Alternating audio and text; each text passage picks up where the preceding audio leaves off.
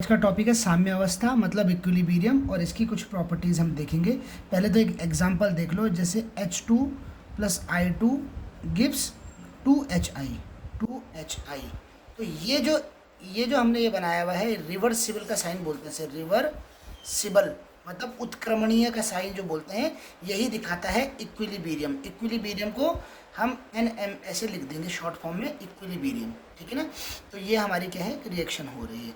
इसमें H2 तो देखो कोई नहीं होती है, वो कलरलेस होती है, पर ये वायलेट होती है, ठीक है ना। और HI भी कलरलेस होती है, ठीक है ना। अब आप इस रिएक्शन का मतलब समझिए, इस रिएक्शन में क्या है, H2 और I2 रिएक्शन करके 2HI बनाते हैं, लेकिन ये रिएक्शन कंप्लीट नहीं होती। मतलब मान लीजिए 100 मॉलिक्यूल इसके हैं, 100 मॉलिक्यूल इसके हैं, तो आपस में मान लीजिए 70 मॉलिक्यूल ने रिएक्ट करके 70 ये बना दिए और अभी भी 30 मॉलिक्यूल इसके बचे हुए हैं। तो रिएक्शन के दौरान क्या होता है, जो ये वायलेट कलर का वायलेट आयोडीन है, ये धीरे धीरे क्या हो जाएगा, हल्का हल्का फेड अप होता रहेगा। और एक ऐसी कंडीशन आएगी जब रिएक्शन मिक्सचर में थोड़ी अमाउंट में ये और काफ़ी अमाउंट में ये बचेगा, तो उस रिएक्शन मिक्सचर जो हो जाएगा हमारा रिएक्शन मिक्सचर, वो कैसा हो जाएगा, लाइट वायलेट हो जाएगा, है ना। इसका मतलब रिएक्शन इस पॉइंट पे आकर के रुक गई है, अब ना ये इससे ज़्यादा डार्क होगा ना इससे कम डार्क होगा। तो ये स्थिति हमारी क्या कहलाती है, साम्य अवस्था कहलाती है।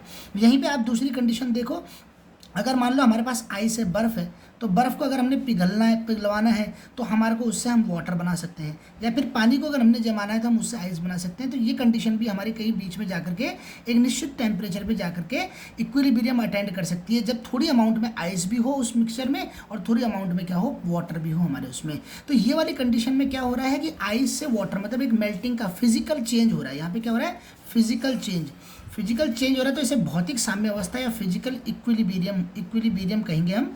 जबकि जहाँ पे केमिकल चेंज हो रहा है वहाँ पे उसको क्या बोलेंगे, केमिकल इक्विलिब्रियम कहेंगे। इक्विलिब्रियम तो दो कंडीशंस हो सकती है इक्विलिब्रियम के अंदर, फिजिकल और केमिकल इक्विलिब्रियम की आपने देख लिया इन दोनों कंडीशन। अब इसमें होता क्या है, इसकी प्रॉपर्टीज यहाँ पे देखिए। एक तो ये क्लोज कंटेनर में होती है, क्लोज कंटेनर में मतलब बंद बर्तन में या बंद उसमें ही हो सकती है, क्योंकि इसमें बर्तन बंद हो जाने के कारण क्या हो जाता है, एक्सचेंज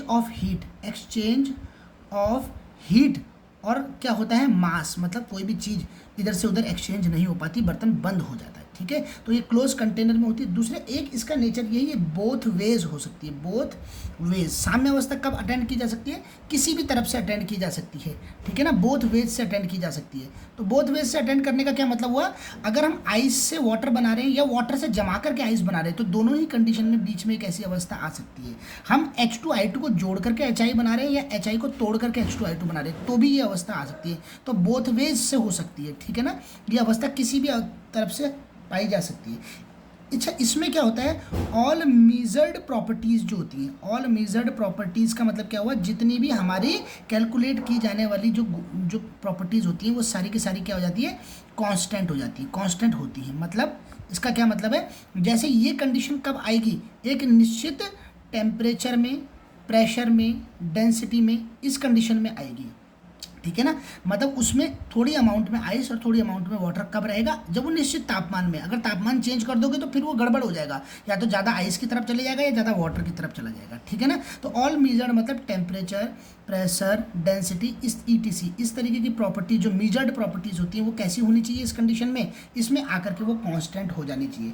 इसके अलावा जो रिएक्टेंट का एंड प्रोडक्ट की जो कंसंट्रेशन है, कंसंट्रेशन जो है वो क्या हो जाती है, इसमें कांस्टेंट हो जाती है। क्या हो जाती है, कांस्टेंट हो जाती है। अब इस बात को भी आप ढंग से समझिए, देखिए रिएक्टेंट से प्रोडक्ट बनता है, ये बात तो सही है। अब साम्य अवस्था या फिर इक्विलिब्रियम के केस में क्या होता है, जितना R रह जाता है उतना ही रहता है और जितना P रह जाता है उतना ही रहता है, ठीक है ना।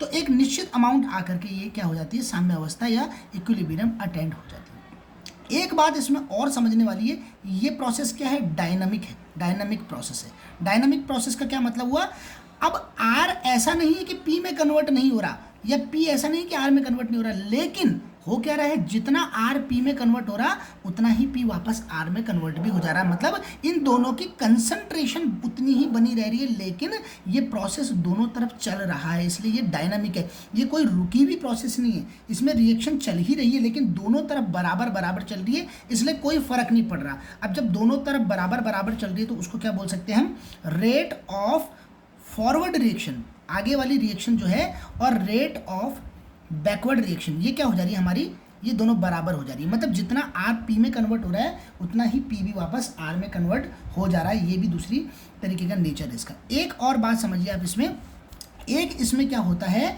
एक इसमें कैटलिस्ट का अगर हमसे कभी पूछा जाता है कि कैटलिस्ट का क्या रोल है, तो कैटलिस्ट का नो इफेक्ट है इसमें। क्या इफेक्ट है, कोई भी इफेक्ट नहीं है, इक्विलिब्रियम में कोई इफेक्ट नहीं है। हाँ बस इक्विलिब्रियम अटेंड करने में, इक्विलिब्रियम अटेंड करने में जो इक्विलिब्रियम अटेंड करने में कैटलिस्ट क्या करता है, रिएक्शन को फास्ट कर देता है, रिएक्शन को फास्ट कर देता है। मतलब आप अगर कैटलिस्ट की प्रेजेंस में वो रिएक्शन कर रहे हैं तो इक्विलिब्रियम जल्दी अटेंड हो जाएगी, इतना होता है, लेकिन और कोई इफेक्ट नहीं होता, मतलब उसकी एक इक्विलिब्रियम कांस्टेंट पे कोई असर नहीं पड़ता। और एक और बात आपने इसमें ध्यान रखनी है, डेल्टा जी मतलब गिब्स फ्री एनर्जी या फिर डेल्टा या फिर ई सेल, ठीक है ना, मतलब ईएमएफ ऑफ दिस सेल, ये दोनों के दोनों की वैल्यूज़ क्या होती हैं, जीरो होती हैं। इसका मतलब गिब्स फ्री एनर्जी भी जीरो होती है और इस कंडीशन में क्या होता है, उसका ईएमएफ ऑफ द सेल क्या होता है, वो भी जीरो होता है। इस बात को आपने ध्यान रखना है।